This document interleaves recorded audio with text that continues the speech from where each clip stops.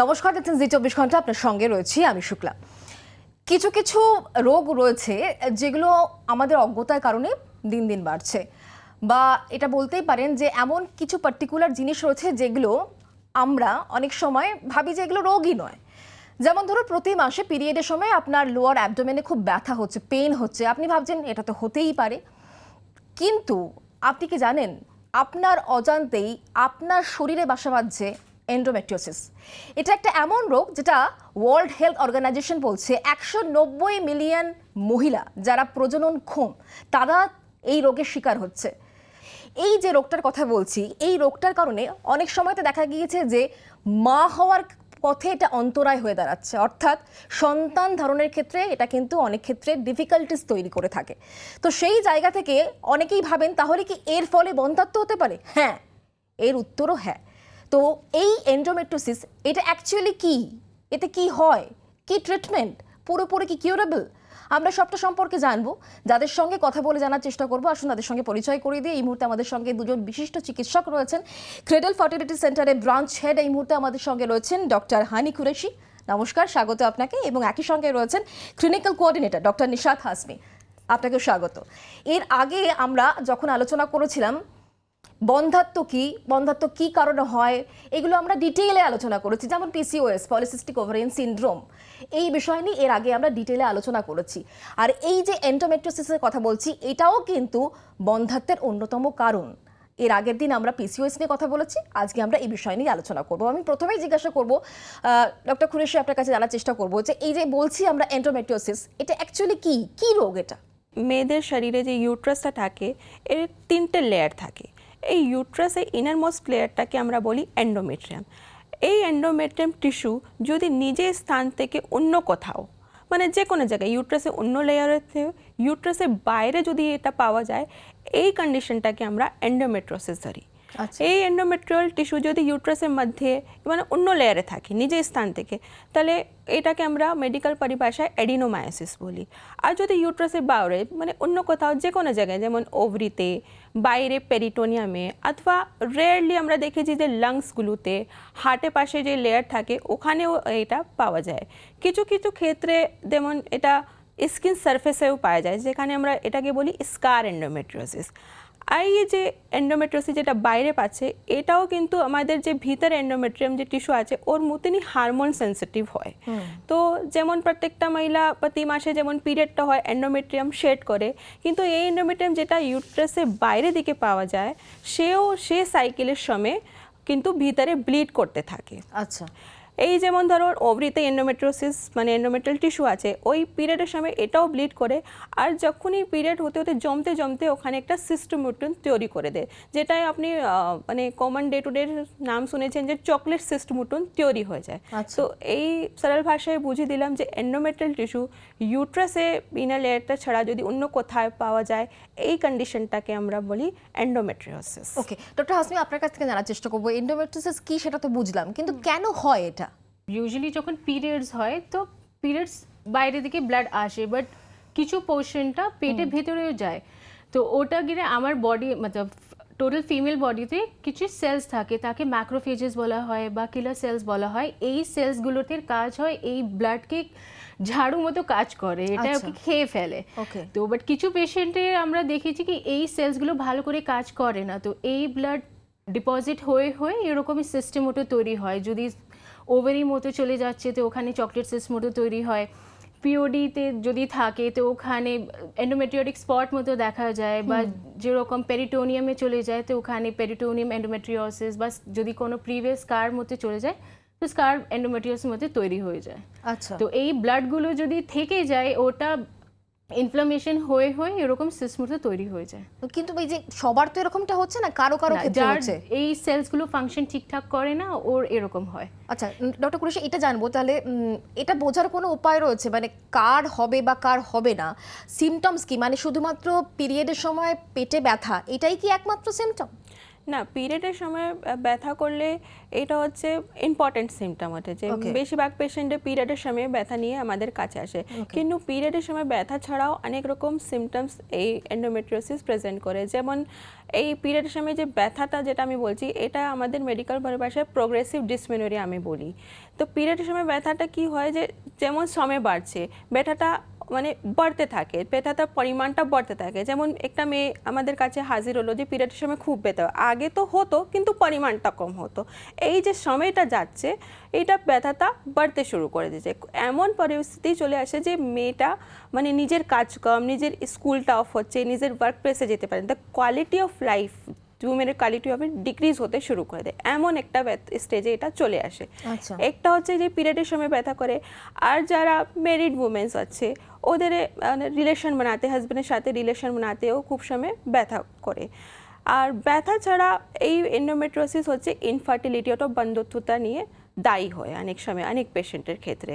আচ্ছা। ঠিক আছে, তাছাড়াও কিছু কিছু পেশেন্টে দেখলি যে ডিসমেনোরিয়া ছাড়া মানে পিরিয়ডের সময় ব্যথা ছাড়াও পিরিয়ড ছাড়াও ব্যথা হতে থাকে যখন খুবই অ্যাডভান্স স্টেজে পৌঁছে যায়। ডক্টর কুরেশি, তাহলে এটা জানার চেষ্টা করবো, যেটা বলছেন আপনি ব্যথা, তো এই ব্যথাটা পেট থেকে অন্য জায়গায় তো তাহলে কি ছড়িয়ে পড়ছে? হ্যাঁ নিশ্চয়ই এটা হয়।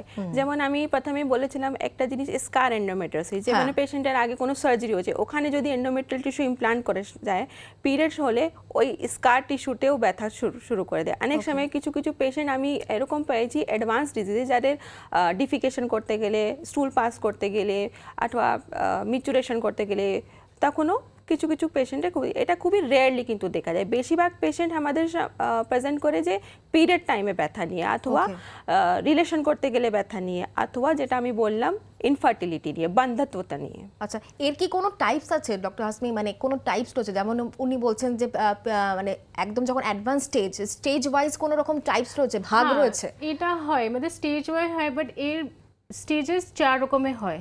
একটা হয় minimal, mild, moderate and severe. এই 3 জিনিসের গ্রেডিং আমরা করি, লেকিন এটা কোনো ক্লিনিক্যাল সিমটমস দিয়ে দেখে বোঝা যায় না কি পেশেন্ট কোন স্টেজে আছে। তো এটার স্টেজিং করার জন্য আমরা মতলব ডক্টরকে একটা সার্জারি করতে হয়, ওটাকে আমরা বলি ল্যাপ্রোস্কোপি। আচ্ছা ডক্টর কুরেশি, এটা জানার চেষ্টা করবো যেটা আমরা শুরুতেই বলছিলেন, যে আপনিও যেটা বলছিলেন যে অনেক ক্ষেত্রে এটাতে দেখা যায় যে এটা যদি প্রপার ট্রিটমেন্ট না হয়, কেউ যদি অবহেলা করেন, এড়িয়ে যান, তাহলে মা হওয়ার ক্ষেত্রে এটা একটা অন্তরায়।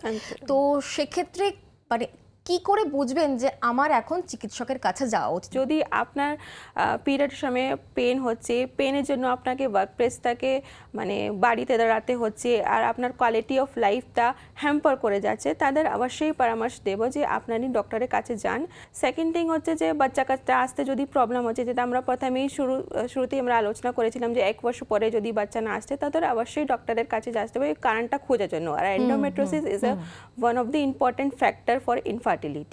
আচ্ছা ডক্টর হাসমি, একটা বিষয় অনেকে এটা বলেন যে যাদের খুব আর্লি ব্লিডিং ফেজটা শুরু হয়ে যাচ্ছে, অনেকের 9-10 বছরে শুরু হয়ে যাচ্ছে, তো তাদের ক্ষেত্রে অনেক সময় দেখা যায় যে তারা এই ধরনের যন্ত্রণার মধ্যে দিয়ে যাচ্ছেন বা এরকম ধরনের এন্ডোমেট্রিওসিসের সমস্যা তাদের ক্ষেত্রে হচ্ছে, মানে এটা কি ঠিক কথা? তাড়াতাড়ি শুরু হয়েছে তো তাড়াতাড়ি এই ব্যথা হচ্ছে বা এন্ডোমেট্রিওসিস ফেস করছে বা এরকম কিছু নেই।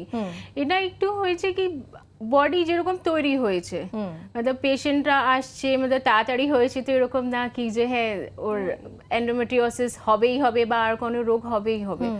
যাদের এন্ডোমেট্রিওসিসের সমস্যা রয়েছে তাহলে তাদের মানে কেউ কি তাহলে সেই ক্ষেত্রে কনসিভ করতে পারে না, নাকি কনসিভ করে গেছেন ধরুন কোনো একজন মহিলা, পরবর্তীকালে আপনারা রোগ নির্ণয় করে দেখতে পাচ্ছেন যে তার এই রোগটাও রয়েছে, এরকম কেস কি হয়? হ্যাঁ অবশ্যই হয়। যেমন ধরুন এন্ডোমেট্রিওসিস হচ্ছে একটা প্রোগ্রেসিভ ডিজিজ, যেটা দিনের পর দিন সময় গেলে বাড়তে থাকে। আর যাদের আগে কনসিভ করেছে হয়তো তখন খুবই আর্লি স্টেজে ছিল, কিন্তু আমাদের কাছে এসছেন তখন উনি সিমটম নিয়েছে যে আমার এবার হচ্ছে যে পেটে খুব ব্যথা করছে মাসিকের সময়, তো হয়তো এই রোগ ওরও অ্যাডভান্স স্টেজে চলে গেছে, তার জন্য আমাদের কাছে হাজির হলেন উনি। ঠিক আছে, যদি আমাদের কাছে যে কোনো মহিলা যেন আসছে তো দুটো ভাগ করা হয়। যেমন একটা গ্রুপ হচ্ছে যাদের বাচ্চা কাচ্চা হয়ে গেছে, ফ্যামিলি প্ল্যানিং করছে না, কিন্তু সিমটমসটা নিয়ে আসে যে মাসিকের সময় খুব ব্যথা করে অথবা রিলেশন করতে গেলে খুব ব্যথা করে, তাদের সিমটম বুঝে আমরা সাসপেক্ট করি কি ইনার এই রোগটা রোগটা হতে পারে। আর একটা গ্রুপ হচ্ছে যারা এই সিমটম আছে তারপরে ওরা বাচ্চাও চায়, মানে ইনফার্টিলিটিও আছে, কোনো কারণে বাচ্চাও আসবে না। এবার দুটো ভাগ হয়ে গেল, যারা অলরেডি বাচ্চা আছে কিন্তু বাচ্চা চাই না, কিন্তু ডিসমেনোরিয়া নিয়ে অথবা মেনস্ট্রুয়াল পেন নিয়ে আসে। তো প্রথমেই আমরা ডায়াগনোসিস করতে গেলে প্রথমেই একটা ট্রান্সভেজাইনাল সোনোগ্রাফি করি পিরিয়ড চলাকালীন, আর কিছু ব্লাড টেস্টটা করি। ঠিক আছে, প্রথম গ্রুপটা আমি যেমন ডিভাইড করলাম যে বাচ্চা হয়ে গেছে, বাচ্চা চাইছে না কিন্তু ওই মেনস্ট্রুয়াল প্রবলেমে নিয়ে আসে, তাদের সোনোগ্রাফি করে আমরা দেখছি যদি কোনো অবভিয়াস কোনো সিস্ট থাকে যেমন চক্রিস, তাহলে তো ধরাই গেল যে ওনার এন্ডোমেট্রিয়াস আছে। এটা খুব অবভিয়াসলি ট্রান্সভেজাইনাল সোনোগ্রাফি করে কিন্তু বোঝা যায়। ঠিক আছে, সাথে সাথে যেটা ব্লাড টেস্টের কথা বলছিলাম, একটা হারমোন আছে যেটাকে আমরা বলি CA-125। সে মানে অনেক কারণ আছে যেখানে CA-125 बढ़े जाए, যেমন ইনফ্লামেশন, টিউবারক্লোসিস, কিন্তু endometriosis is one of the reason যেখানে CA-125 बढ़े যায়। তাদেরকে আমরা বেশিরভাগ মেডিকেল ট্রিটমেন্টই দেব। আর একটা গ্রুপ যেটা রইলো যাদের বাচ্চাও হয়নি আর এই সমস্যাটাও আছে, তাদেরকে কিন্তু আমরা প্রথমেই সাজেস্ট করব অন্য কারণটিকে ল্যাপ্রোস্কোপি করে এই জিনিসটাকে ছড়ানোর জন্য। ঠিক আছে, আর ল্যাপ্রোস্কোপি করে কিছু মাসে ওনাকে ওষুধ দিতে থাকবো। যদি মহিলাদের বয়স কম হয়, প্রথম 6 মাস থেকে 1 বছর হচ্ছে ভালো সময় কনসিভ করার জন্য। ঠিক আছে, তো এরকম করে 2 ভাগে ডিভাইড করা হয় পেশেন্টের ক্ষেত্রে। আরো অনেক কিছু জানানোর রয়েছে, দুজন বিশিষ্ট চিকিৎসক রয়েছেন। একটা বিরতি নিচ্ছে, বিরতির পর ফিরে আসছি, সঙ্গে থাকুন।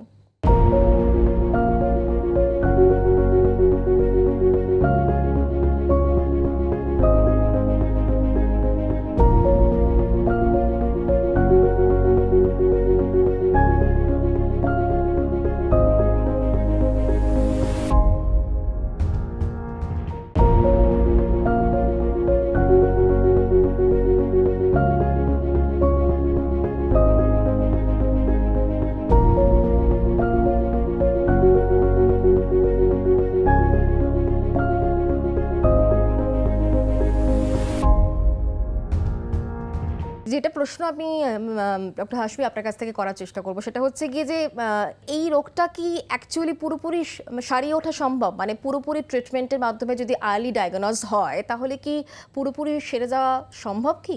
এর উত্তর আমি না বলবো, কেন endometriosis is not curable totally.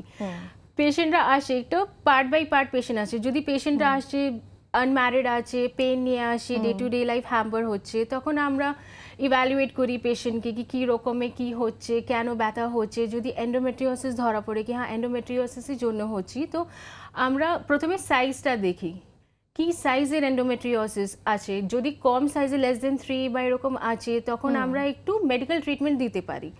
Symptom subside করার জন্য এরকম ওষুধ ইনজেকশন হয়, ওটা দেওয়া হয়। ব্যথার ওপরে কি অনেক কিছু নির্ভর করছে, কার কতটা ব্যথা হচ্ছে? না, টোটালি ব্যথার উপর ডিপেন্ড করে না। মানে ব্যথা আমার মানে হচ্ছে কি কিছু পেশেন্টে একটু ব্যথা হয়ে ঠিক আছে একটু কমে যায় ওষুধপত্র খেয়ে, এটা যেরকম আমি বললাম মেডিকেল ট্রিটমেন্ট আমরা দিই।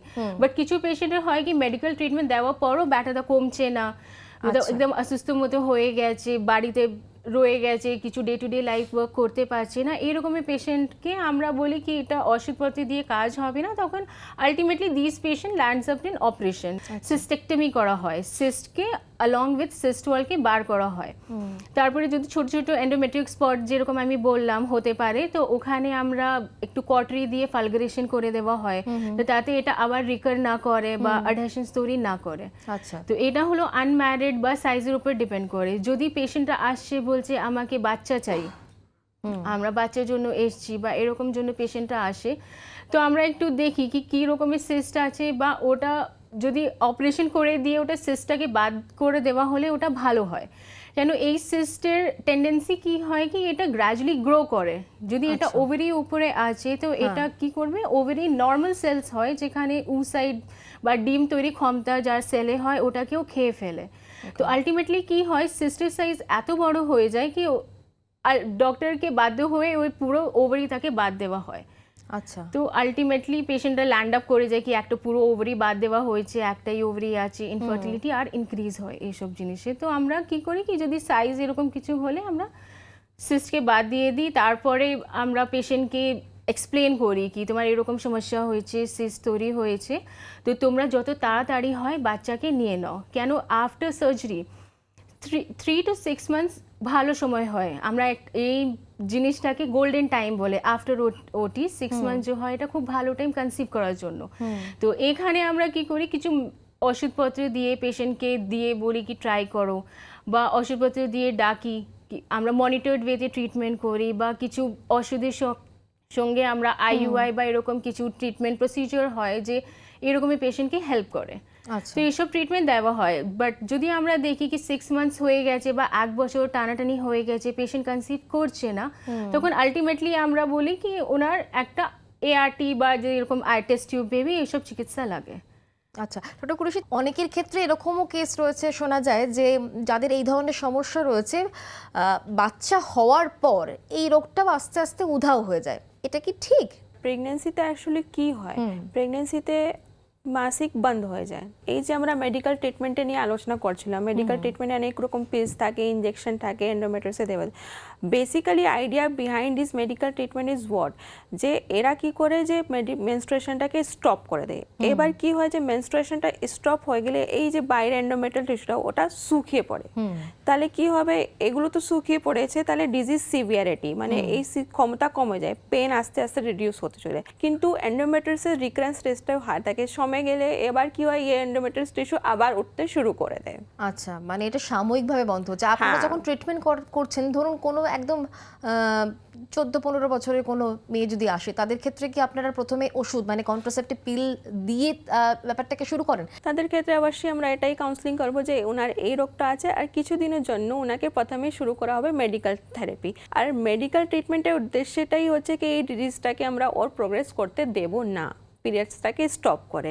তো যখন ওই রিপ্রোডাক্টিভ এজ গ্রুপে আসবে তখন আমাদের কাছে অনেক সময় থাকবে যে ওর ডিজিজটা প্রোগ্রেস না করতে দিলে ওদেরকে একটু অ্যাটলিস্ট একটা সন্তান দেওয়াটা, উদ্দেশ্যটা এটাই থাকে। তার সত্ত্বেও যদি সিস্ট দেওয়া অনেক মানে অ্যাডভান্স স্টেজেই নিয়ে চলে এসছেন, যেমন সিস্টটা আমরা দেখি যে 3 সেন্টিমিটার, তখন ওদেরকে ল্যাপ্রোস্কোপি করে তারপরে এই মেডিকেল সাপারেশনটা দিয়ে রাখি যতক্ষণ ওর একটা সন্তান না হয়ে যায়। কারো পরিবারে যদি এরকম হিস্ট্রি থাকে যে এই ধরনের রোগ হচ্ছে, তার ক্ষেত্রে কি পরবর্তী জেনারেশনের ক্ষেত্রে এই ধরনের সমস্যাটা অ্যারাইজ করতে পারে? মানে এটা কি খুব অবভিয়াস বিষয়? এটা ওরকম না কি মতলব মায়ে হয়েছে তো বেবিকে হবেই হবে, বা ওনার হয়নি তো এটাকে হচ্ছে, তো এরকম কিছু জিনিস নেই। এটা মানে আটকানোর কোনো বা এড়ানোর কোনো উপায় রয়েছে? না, এরকম কিছু জিনিস নেই কি এটা এড়ানোর মতো কোনো ওষুধ আগে থেকে পেশেন্ট খাচ্ছে বা এরকম কিছু নেই। এটা বডি উপরে টোটালি ডিপেন্ড করে। যদি পেশেন্টরা এরকম সিমটম নিয়ে আসে তখন আমরা ইভ্যালুয়েট করি, তখন ধরা পড়ে কি আচ্ছা পেশেন্ট এন্ডোমেট্রিওসিসের জন্য সাফার করছে। খাবার দাবারের সঙ্গে এই রোগের কোনো রকম কি সম্পর্ক রয়েছে? না, খাওয়া দাওয়ার সঙ্গে একদমই এরকম রোগের নেই, না। সম্পর্ক নেই। চিকিৎসকেরা বলেন যে আপনি যত বেশি অ্যাক্টিভ থাকবেন আপনার থেকে রোগ অত বেশি দূরে থাকবে। তো সেক্ষেত্রে ডক্টর কুরেশি একটু জানার চেষ্টা করবে, এক্ষেত্রে একটি বাচ্চা মেয়ে যত বেশি ফিজিক্যাল অ্যাক্টিভিটি করবে তত বেশি কি এই ধরনের সমস্যাগুলো থেকে দূরে থাকতে পারবে, এরকম কোনো কি বিষয় রয়েছে? Endometriosis actually it is not a lifestyle disease কি আপনি যত বেশি অ্যাক্টিভিটি করবেন, যত বেশি ডায়েটটা মনিটর করবে তাতে এই রোগটা, এটা বেসিক্যালি একটা জেনেটিক প্রিডিসপোজিশন থাকে। এটা বডির ইমিউন রেগুলেশনের উপর ডিপেন্ড করে, যে বডির ইমিউনিটিটাই তাদের মধ্যে একটু ডিসরেগুলেশন থাকে, তো ওই মেনস্ট্রুয়াল ব্লাডটাকে ওরা ক্লিয়ার করতে পারে না। ঠিক আছে, যারা খুব তাড়াতাড়ি, যাদের মধ্যে এই রোগটা তারা খুব মানে তাড়াতাড়ি চিকিৎসকের কাছে আসছেন, রোগ নির্ণয় হয়ে যাচ্ছে, তাদের ক্ষেত্রে তাহলে কি যে পদ্ধতিতে আপনারা তারা চিকিৎসা করাচ্ছেন তো সেটা কি লাইফ লং চলবে? লাইফ লং চলবে, মানে আমাদের কাছে আসাটা উদ্দেশ্যটা হচ্ছে কি আমরা ডিজিজটাকে প্রোগ্রেস হতে দেব না। ধরুন একটা মেয়ে বসে আছে পিরিয়ডে পেন নিয়ে, অনেক সময় হয়ে গেলে ওরা নেগলেক্ট করে যাচ্ছে, কিন্তু চিকিৎসার কাছে আসাটা উদ্দেশ্যটাকে এই ডিজিজটাকে আমরা ওর প্রোগ্রেস হতে দেব না, মানে মেডিকেল ট্রিটমেন্ট দিয়ে ওই ডিজিজটাকে ওরও প্রোগ্রেস ওর খারাপ অবস্থায় রাখতে হবে, হ্যাঁ কন্ট্রোলে রাখতে, ওর খারাপ অবস্থায় যেতে দেব না। আচ্ছা ডক্টর হাসমি, আপনার কাছ থেকে জানবো কোন ক্ষেত্রে মানে একেবারে অ্যাডভান্স স্টেজ, সেক্ষেত্রে আর কোনো রকম উপায় নেই, তো ডিম্বাশয় বা জরায়ু যাই বলি না কেন সেইটা কেটে একেবারে বাদ দিতে হচ্ছে, তার ফলে তার মা হওয়ার সম্ভাবনা একেবারেই থাকছে না, কোন ক্ষেত্রে? এন্ডোমেট্রিওসিস আর জরায়ু রিমুভ করা এটা দুটো আলাদা জিনিস। এন্ডোমেট্রিওসিস হচ্ছে আপনার ডিম ঘরে, আর আপনি যে বলছেন জরায়ু রিমুভ করা, ওটা ওরকম না কি এন্ডোমেট্রিওসিস হয়েছে তো আমরা জরায়ু মুভ করে দেবো। এটা তখন করি আমরা যখন কি হয় স্টেজিং করা হয়, ফার্স্ট, সেকেন্ড, থার্ড, ফোর্থ। যদি লাস্ট স্টেজে পেশেন্ট আছে, মোর দেন 40 ইয়ার্স আছে, ওষুধপত্র কাজ করছে না, অনেক রকমের ট্রিটমেন্ট দেওয়া হয়েছে, আর যার ফ্যামিলি কমপ্লিট হয়ে গেছে, তো ওই দিকে ওই এরকমই পেশেন্টরে আমরা বলি কি আপনার অ্যাকচুয়ালি কি হয়, এন্ডোমেট্রিওসিসের রিকারেন্স রেট অনেক হয়। আপনারা চিকিৎসা আমরা করি, ওষুধপত্র দিচ্ছি, সিমটমস কমে, লেকিন এটা পুরোপুরি সারে না। আচ্ছা। যদি আমরা অপারেশন করি সিস্টটাকে রিমুভ করে দিচ্ছি, কিছু মাস বা কিছু বছর পেশেন্টরা ফিট থাকবে, লেকিন আবার এই টেন্ডেন্সি খুব বেশি থাকে, 15 to 20% থেকে বেশি থাকে, এটা আবার রিকার করা যায়। ওকে, তো যদি পেশেন্ট আসছে শুধু ব্যথা নিয়ে আসছে, ওর বয়স হয়ে গেছে, বাচ্চা কাচ্চা হয়ে গেছে, খুব সিভিয়ার মানে স্টেজ 4 এন্ডোমেট্রিওসিস আছে, তো তখন আমরা একটু সাজেস্ট করি পেশেন্টকে, যদি এরকম হয় তো আমরা ইউট্রাস, ওভারি সব দিকে বাদ করে দিই। তো যদি জিনিসই থাকবে না তখন রিকারেন্স রেটও থাকে না। ডক্টর কুরেশি, একটা বিষয় একটু জানার চেষ্টা করবো, এই যে আমরা এন্ডোমেট্রিওসিস নিয়ে কথা বলছি, এই রিস্ক ফ্যাক্টরগুলো কি কি? এর রিস্ক ফ্যাক্টর হচ্ছে আর্লি মেনার্কি, পিরিয়ড তাড়াতাড়ি শুরু হওয়াটা, লেট মেনোপজ হচ্ছে, ঠিক আছে, এই সব নিয়ে রিস্ক আছে। আর জেনেটিক পজিশন আছে, ইমিউন রেগুলেশনে কোনো শরীরে প্রবলেম আছে, এই হচ্ছে রিস্ক ফ্যাক্টরটা হচ্ছে। Pregnancy is a preventive thing for it. Okay okay, যেটা ডক্টর হাসপি এবং আপনিও বলছিলেন ডক্টর কুরেশি, যে অনেক ক্ষেত্রে আপনারা সাজেস্ট করেন যে তাড়াতাড়ি যাতে এই ধরনের সমস্যা থাকে তাড়াতাড়ি কনসিভ করে নিন, বাচ্চাটা তাড়াতাড়ি নিয়ে নিন। তো সেক্ষেত্রে দুজন বিশিষ্ট চিকিৎসক হিসাবে আমাদের দর্শকদের কি পরামর্শ দেবেন?